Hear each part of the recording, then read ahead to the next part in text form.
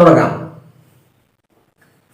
ഒരാൾ എ എന്ന സ്ഥലത്ത് നിന്നും 25 മീറ്റർ മുന്നോട്ട് നടന്നു ബിയിലെത്തി. ബിയിൽ നിന്നും ഇടത്തോട്ട് 10 മീറ്റർ നടന്നു സിയിലെത്തി. സിയിൽ നിന്നും വലത്തോട്ട് 20 മീറ്റർ നടന്നു ഡിയിലെത്തി. ഡിയിൽ നിന്ന് വീണ്ടും 10 മീറ്റർ വലത്തോട്ട് നടന്നു. അയാൾ ഇപ്പോൾ എയിൽ നിന്നും എത്ര അകലെയാണ്? ഈ ചോദ്യം ശ്രദ്ധിച്ചല്ലോ. 25, പിന്നീട് 10, 20, 10, ഇങ്ങനെ 4 സ്ഥലം, 4 ദിശ ഇതിൽ കാണിക്കുന്നുണ്ട്. എന്നിട്ട് എയിൽ നിന്നും അവസാനം എത്തിയത് ഡിയിലാണ്. എത്ര അകലെയാണ്? വലിയ ചോദ്യമാണ്. പക്ഷേ എളുപ്പത്തിൽ ചെയ്യാനുള്ള മാർഗം നോക്കും. ഒരു ചെറിയ ചിത്രം വരയ്ക്കുക. ഇയാൾ പോയതിന്റെ ദിശ, അതിന്റെ ഒരു ചിത്രം പരിശോധിക്കാം. എ എന്ന സ്ഥലത്ത് നിന്നാണ് പുറപ്പെട്ടത് എ. എന്നിട്ടോ 25 മീറ്റർ മുന്നോട്ട് നടന്നു. ഇതാ മുന്നോട്ട് നടന്നു 25 മീറ്റർ. ബിയിലെത്തി. ഇതാണ് ബി, ഇതാണ് ബി. ബിയിൽ നിന്നും ഇടത്തോട്ട് എത്ര? 10 മീറ്റർ ആണ്. എന്നിട്ട് സിയിലെത്തി. അവിടെ നിന്നോ വീണ്ടും വലത്തോട്ട് നടന്നു. വലത്തോട്ട് നടക്കുക എന്ന് പറയുമ്പോൾ ഇത് ഇങ്ങനെ പോകുമ്പോൾ വലത്തോട്ട് അങ്ങോട്ടാ വരിക, മുകളിലേക്ക്. അതെത്രയാ? 20 മീറ്റർ. ഓക്കെ. അവിടെ നിന്ന് വലത്തോട്ട് നടന്നു എന്ന് പറഞ്ഞാൽ എങ്ങോട്ടേക്ക്? ഇങ്ങോട്ട് പോയി വലത്തോട്ട് എന്ന് പറയുമ്പോ ഇവിടേക്ക് തന്നെ. ഇവിടെ എത്തി ഡി. ഇതെത്രയാണ്? 10 മീറ്റർ. ചോദ്യം എന്താണ്? എയിൽ നിന്ന് ഡിയിലേക്കുള്ള ദൂരം. പെട്ടെന്ന് പറയാൻ കഴിയില്ല. ഈ ചിത്രം വരച്ചു നോക്കുമ്പോ അല്ലേ, ഇവിടെ നിന്ന് 25 ആണ്, ഇവിടെ നിന്ന് എത്രയെന്ന് അറിഞ്ഞാൽ മതിയല്ലോ. അതിവിടെ തന്നിട്ടുണ്ട് 20 എന്ന്. അപ്പൊ 20, 20ഉം 25ഉം 45 മീറ്റർ. ഈ ചിത്രം വരച്ചു നോക്കുമ്പോ വളരെ വേഗത്തിൽ തന്നെ ഇതിന്റെ ഉത്തരം കിട്ടി. അടുത്ത ചോദ്യം. എയും ബിയും ഒറ്റ സംഖ്യകളായാൽ താഴെ പറയുന്നവയിൽ ഇരട്ട സംഖ്യ ആകുന്നത് ഏത്? ഓപ്ഷൻസ് ഉണ്ട്. എ ഗുണിക്കണം ബി, ബി എ ഗുണിക്കണം ബി, അത് ബ്രാക്കറ്റിൽ +2, പിന്നെ A plus B plus 1, A plus B. ഇതിന്റെ ഉത്തരമാണ് കണ്ടുപിടിക്കേണ്ടത്. അതിന് ഏറ്റവും നല്ല മാർഗം ഏതെങ്കിലും 2 ഒറ്റ സംഖ്യ എടുക്കുക. നമുക്ക് ചെറുത് തന്നെ ആയിക്കോട്ടെ. 3, 5. ഈ 2 ഒറ്റ സംഖ്യകൾ. ഇത് വേണമെങ്കിൽ ഇങ്ങനെ നോക്കാം. എ ഗുണിക്കണം ബി, 3 ഗുണിക്കണം 5, 15. അതൊരൊറ്റ സംഖ്യയാണ് അല്ലേ. എ ഗുണിക്കണം ബി, 3 ഗുണിക്കണം 15ന്റെ കൂടെ 2 കൂട്ടിയാലും അതൊറ്റ സംഖ്യ തന്നെ. എ പ്ലസ് ബി പ്ലസ് 1, 3ഉം 5ഉം കൂടെ കൂട്ടിയാൽ 8, അതിന്റെ കൂടെ 1 കൂട്ടിയാൽ 9, അത് ഒറ്റ സംഖ്യ തന്നെ. എ പ്ലസ് ബി 3 + 5, അതെന്താണ്? ഒരു ഇരട്ട സംഖ്യയാണ്. അപ്പൊ എ പ്ലസ് ബി ആണ് ഉത്തരം.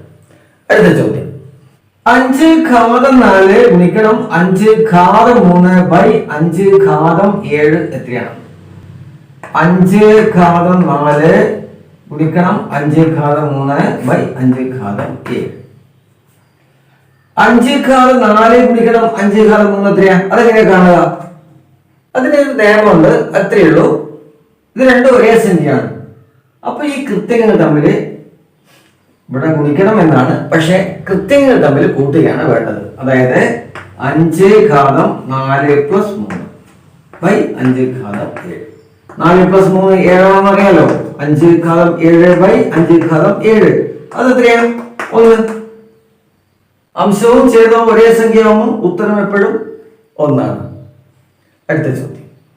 3x = 729 ആയാൽ 3x - 1 എത്ര? ഇതാണ് ചോദ്യം. 3x = 729. കണ്ടുപിടിക്കേണ്ടത് എന്താണ്? 3x - 1. ഈ 3x - 1 എന്ന് പറഞ്ഞാൽ എന്താണെന്ന് അറിയില്ലെങ്കിൽ ഇത് വിഷമാണ്, അറിഞ്ഞാൽ ഇത് വളരെ എളുപ്പമാണ്. 3x - 1 എന്ന് പറഞ്ഞാൽ അതിന്റെ അർത്ഥം എന്താണെന്ന് അറിയോ? 3x / 3 1. 3:1 എന്ന് പറഞ്ഞാൽ 3 തന്നെ. 3x ഇവിടെ തന്നിട്ടുണ്ടല്ലോ 729. അപ്പൊ എന്ത് വരും? 729/3. അതായത് 243 എന്നാണ് അർത്ഥം. അതിന്റെ ഉത്തരം ഇത്രയേ ഉള്ളൂ. അടുത്തത് ഒറ്റയാൻ ഏത്? 29, 39, 49, 69. 4 ഓപ്ഷൻസ് തന്നിട്ടുണ്ട്. അതിലേതാണ് ഒറ്റയാൻ? എല്ലാത്തിന്റെയും ഒന്നാം സ്ഥാനത്തെ അക്കം 9 വരുന്നത്. പക്ഷേ എന്താ, ഇതിലെ 29 മാത്രമാണ് അഭാജ്യ സംഖ്യ. ഇത് അഭാജ്യമല്ല, ഇതും അഭാജ്യമല്ല, ഇതും അഭാജ്യമല്ല. എന്നാൽ 29 അഭാജ്യ സംഖ്യ. അടുത്ത ചോദ്യം. 12 ഒരു സ്റ്റാർ ചിഹ്നം, 34 വീണ്ടും സ്റ്റാർ ചിഹ്നം, 41 സമം 375. 53 സ്റ്റാർ ചിഹ്നം, 81 സ്റ്റാർ ചിഹ്നം, 62 സമം 898. എങ്കിൽ 43 സ്റ്റാർ ചിഹ്നം, 25 സ്റ്റാർ ചിഹ്നം, 13 എത്ര? ഈ ചോദ്യം ഞാൻ മാറ്റി എഴുതുന്നില്ല. നമുക്ക് ഇവിടെ നിന്ന് തന്നെ ഇതിന്റെ ഉത്തരം എങ്ങനെയാണെന്ന് നോക്കാം. അതായത് 12, 34, 41 അതിന്റെ എന്തോ ഒരു ക്രിയയാണ് 375 കാണിച്ചത്. അതുപോലെ 53, 81, 62 അതിന്റെ ക്രിയ. അതനുസരിച്ച് ഇതിന്റെ ഉത്തരം കണ്ടുപിടിക്കണം. ഇതും തമ്മിൽ എന്താണ് ബന്ധം? ഇതും തമ്മിൽ എന്താണ് ബന്ധം എന്നാണ് നോക്കേണ്ടത് അല്ലെ? അത് പറയട്ടെ. നോക്കൂ, 1ഉം 2ഉം കൂടെ ഇതിൽ അക്കങ്ങൾ ഏതൊക്കെയാ? 1, 2 അക്കങ്ങൾ കൂട്ടി എത്ര വരും? 3. അതാണ് ഇത്. ഇതിലെ അക്കങ്ങൾ ഏതൊക്കെയാ? 3, 4 കൂട്ടിയാല് 7. ഇതിലെ അക്കങ്ങൾ 4, 1 കൂട്ടിയാൽ 5. അങ്ങനെയാണ് ഇതിന്റെ സമമായിട്ട് ഇത് കിട്ടിയത്. അതിവിടെ ബാധകമാണോ നോക്കാം. 5, 3 കൂട്ടിയാൽ 8 റെഡി. 8ഉം 1ഉം കൂടെ കൂട്ടിയാൽ 9 റെഡി. 6ഉം 2ഉം കൂടെ കൂട്ടിയാൽ 8 റെഡി. അപ്പൊ നമുക്ക് ഇനി പ്രശ്നമില്ല. 4, 3 7, 2, 5 7, 1, 3 4. 774 അതിന്റെ ഉത്തരം. അടുത്ത ചോദ്യം. ഒരു ക്ലോക്കിലെ സമയം 9 മണി ആയാൽ മിനിറ്റ് സൂചിക്കും മണിക്കൂർ സൂചിക്കും ഇടയിലെ കോണളവ് എത്ര? അത് ക്ലോക്ക് ഒന്ന് വെറുതെ വരച്ചു നോക്കാം. 12, 6, 3, 9, 1, 10, 11, 1, 2, 4, 5, 7, 8. സമയം 9 മണി. ഈ കോണളവ് എത്രയാണ് ചോദിച്ചിരിക്കുന്നത്? ഇപ്പൊ ഇവിടെ ഒന്നുണ്ട്, ഇവിടെ ഒന്നുണ്ട്, ഇവിടെ ഒന്നുണ്ട്. ഇങ്ങനെ 3 കണ്ടില്ലേ? 3 മണിക്കൂർ അല്ലേ ഉണ്ട്. ഓരോന്നിന്റെ ഇടയിലെ കോണളവ് എത്ര അറിയോ? 30. ഇത് 30, ഇത് 30, ഇത് 30. ഇത് 3, 30 കൂടെ കൂട്ടിയാൽ എത്ര കിട്ടും? 90 ഡിഗ്രിയാണ് ഇതിന്റെ ഉത്തരം. അല്ലെങ്കിൽ തന്നെ നമുക്ക് കാഴ്ചക്ക് ഒരു മട്ടകോൺ അവിടെ കാണുന്നുണ്ട് കൃത്യമായിട്ട്. 90 ഡിഗ്രി. അടുത്ത ചോദ്യം. സോനു ഒരു സൈക്കിൾ 1500 രൂപയ്ക്ക് വാങ്ങി 15% ലാഭത്തിന് വിറ്റു. വിറ്റ വില എത്ര? വാങ്ങിയ വില 1500 രൂപയാണ്. വാങ്ങിയ വില 1500 രൂപ. ലാഭ ശതമാനം 15%. വിറ്റ വില കാണണം. വിറ്റ വില എങ്ങനെ കാണാം? വിറ്റ വില കാണാൻ വാങ്ങിയ വിലയുടെ കൂടെ ലാഭം കൂട്ടുക. ലാഭ ശതമാനമല്ല, ലാഭം കൂട്ടണം.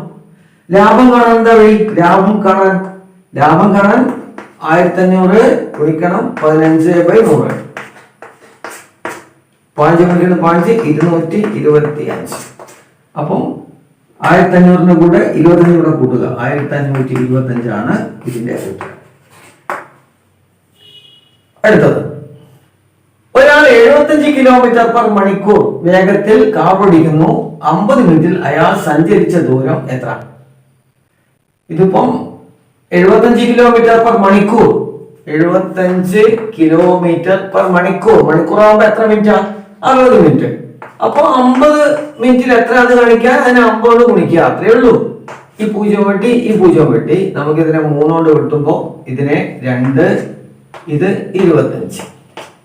ഇനി 25, 5 എത്രയാ?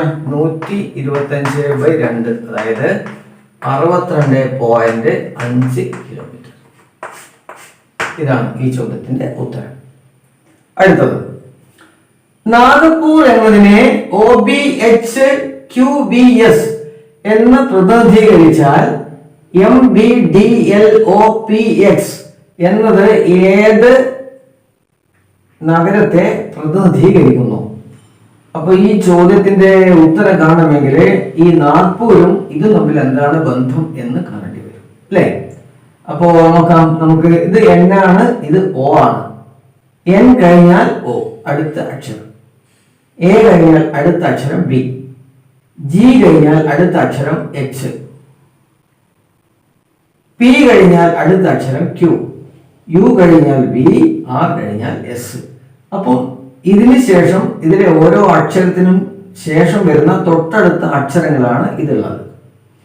അങ്ങനെയാണെങ്കിൽ ഇത് തിരിച്ചങ്ങോട്ട് നോക്കുമ്പോൾ ഇതിന്റെ തൊട്ട് മുമ്പത്തെ അക്ഷരം. അങ്ങനെയാണ് ഓരോന്ന് അങ്ങോട്ടേക്ക് വരുന്നത്. അതേപോലെ ഇതിന്റെ തൊട്ട് മുമ്പിലത്തെ അക്ഷരം ഏതാ വരുന്നത്? എമ്മിന്റെ എല്ല് വരും, അല്ലെ? എല്ല് വരുന്നത് ഒന്ന് ഇവിടെ, ഒന്ന് ഇവിടെ. അത് റെഡി. അപ്പൊ ഇത് രണ്ടും നമുക്ക് ആവശ്യമില്ല. ബിയും സിയും ആവശ്യമില്ല, അത് ഒഴിവാക്കി. ഇനി ബി. ബിക്ക് മുമ്പിൽ വരുന്ന അക്ഷരം ഏതാണ്? അത് യു ആണ്, അല്ലേ? യു. അപ്പൊ ഇവിടെ യു വന്നിട്ടുണ്ട്, ഇവിടെ യു വന്നിട്ടുണ്ട്, അത് ശരിയാണ്. ഇനി ഡിക്ക് മുമ്പിൽ വരുന്ന അക്ഷരം ഏതാണ്? അത് സി ആണ്, അല്ലേ? ഇവിടെ പക്ഷെ അത് ഡി ആണ്. അപ്പൊ ഇത് തെറ്റ്. പിന്നെ ഇതാണ് ശരി, ഓപ്ഷൻ എ. വേറെ ഒന്നും നോക്കേണ്ട ആവശ്യമില്ല. 3 അക്ഷരങ്ങൾ നോക്കിയപ്പോൾ തന്നെ ഇത് 3 ഓപ്ഷൻ തെറ്റാണെന്ന് മനസ്സിലായി. അപ്പൊ ഓപ്ഷൻ എ ആണ് ഇതിന്റെ ഉത്തരം.